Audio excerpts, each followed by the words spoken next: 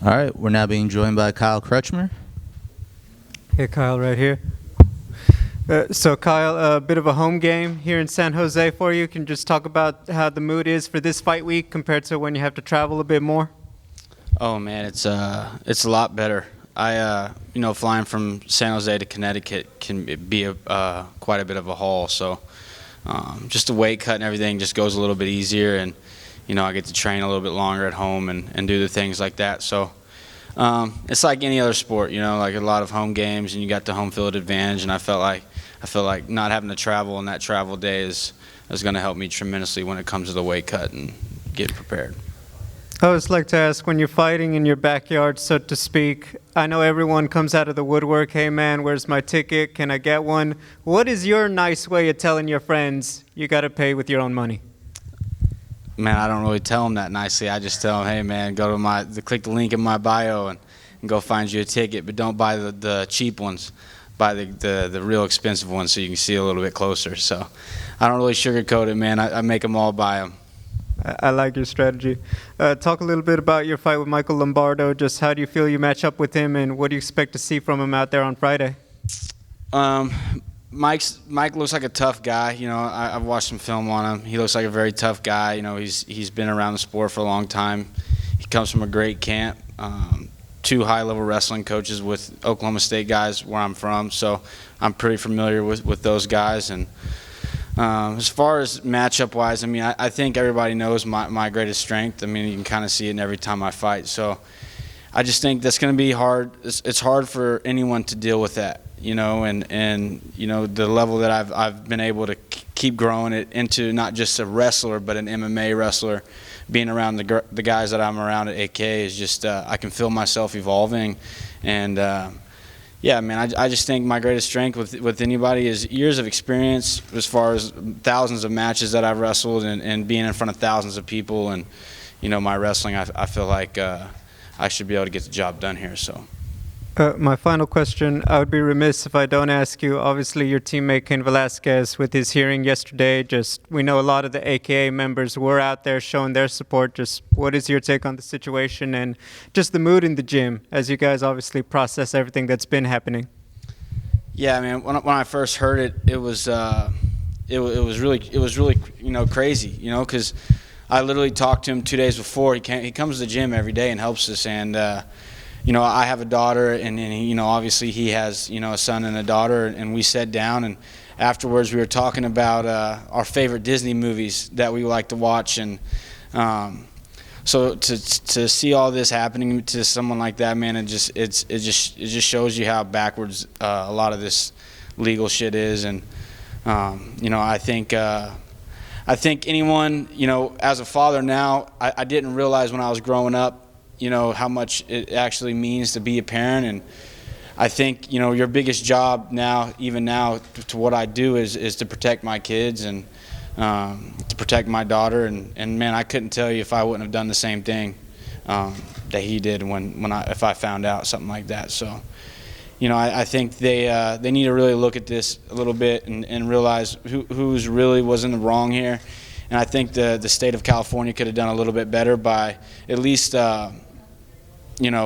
letting Kane's family know what their process was on this to kind of give them some, clarity, just to release a sexual predator or a child molester, whatever you want to call them, out back into the world just doesn't make sense to me. I'm from Oklahoma, man, and if you did something like that there, I don't think that guy ends up any different.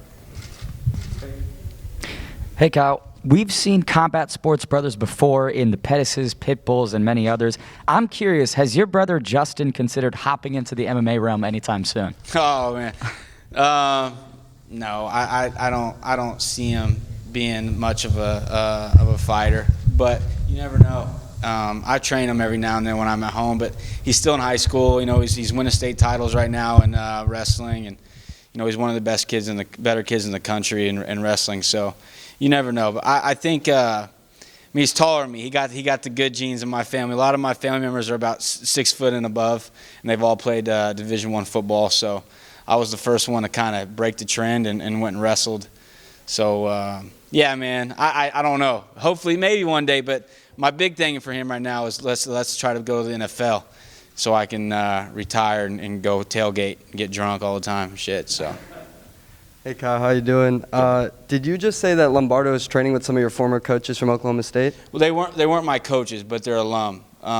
So King Mo was Oklahoma State, and Steve Mocco wrestled at Oklahoma State. So they weren't there when I was there, but you know those guys, right? They've done well in their sports as far as wrestling, obviously, and then Mocco's a big-time coach now in wrestling at ATT, and obviously everybody in here should know King Mo. So.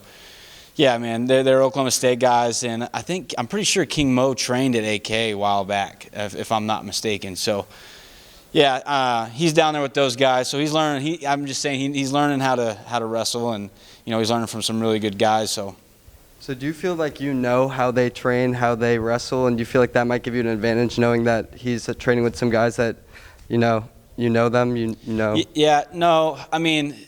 A lot of Oklahoma State guys do carry the same techniques, but I wouldn't say I do the things that I did in college in wrestling and MMA. Touching the knees a little bit, is dangerous and things like that. But I would consider my stuff a little bit more American Dagestani now. I mean, we do a lot of trips and things like that you learn from, obviously, Habib and those guys. So, I'm just saying that guy's, he's around a bunch of really good coaches, but I still don't think that's going to make a difference. Yeah, that makes sense. And neither you or Lombardo have been finished in your pro careers. Do you envision that changing this Friday?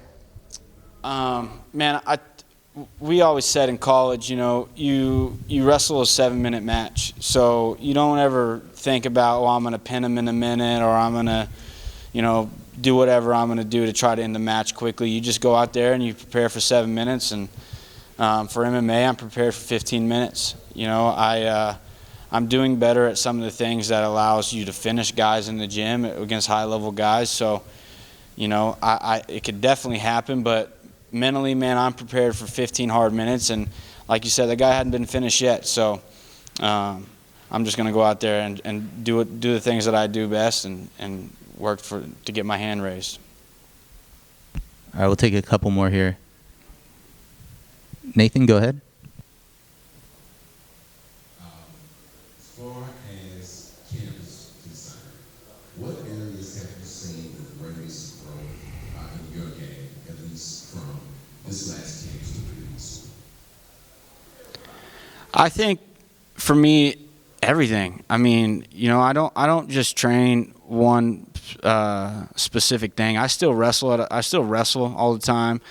I'm striking, I'm grappling, I'm doing MMA wrestling, I'm doing MMA jiu-jitsu. So I would just say just overall MMA, man, and I feel a lot more relaxed when I'm sparring. I don't feel so tight and so tense. I'm not really afraid of things. I see a lot of things now that I used to not really be able to see. I just feel like I'm getting better everywhere, man. I train at the American Kickboxing Academy with some of the best guys in the world and some of the best coaches in the world.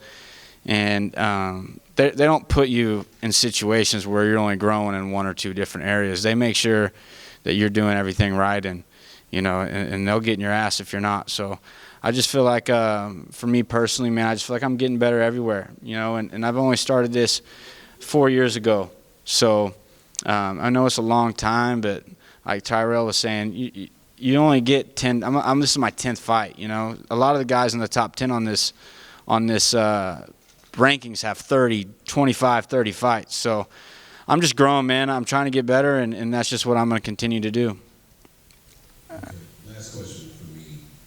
See that you've done a little bit of golfing in your spare time. How often do you like to get out on this? Oh man, I golf a lot. I'm not very good, but I try. I try real hard. I even go and buy the nice shit to see if I can do well with it. But seems like the more nice stuff I buy, the less I do good. So I don't know, man. It's just a hobby. We're a bunch of violent men and women, and I think you need some peace to that. And I think golf is my kind of outlet to kind of go out there and just do something completely opposite than what we do every day. Sean? Hey, Kyle. Hey, Kyle, how you doing? Just wondering, how's your camp been for this battle? It's been good. It's been I did a 9-week camp. It's been really good, man. I said I trained at the American Kickboxing Academy, AKA. So, you know, they've produced champions multiple times, and you know, I got to see Daniel Cormier and Habib and those guys go through full camps. And I didn't change anything. I'm not changing anything that they did. I saw exactly what they did, and you know, I just followed a blueprint. You know, I do the same exact things that they did. I haven't wavered. I haven't changed it, even though some days are crazy hard. But I feel like my camp's always good, man. I stay pretty consistent on what I'm doing, and you know, I feel like I'm a pretty durable guy. So it's been a great camp.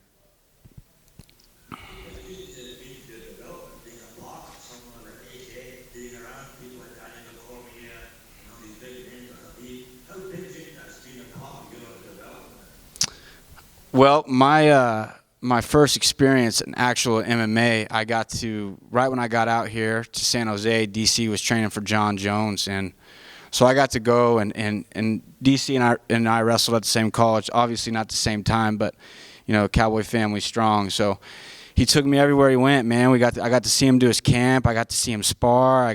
He showed me things during his camp. I got to go watch his media days.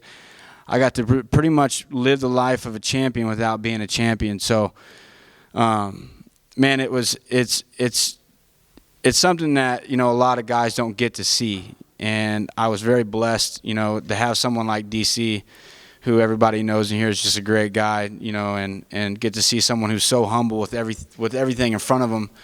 So I feel like, you know, I've been around some very high-level guys my whole life, and I think that's something that's been able to help me get to where I'm at today.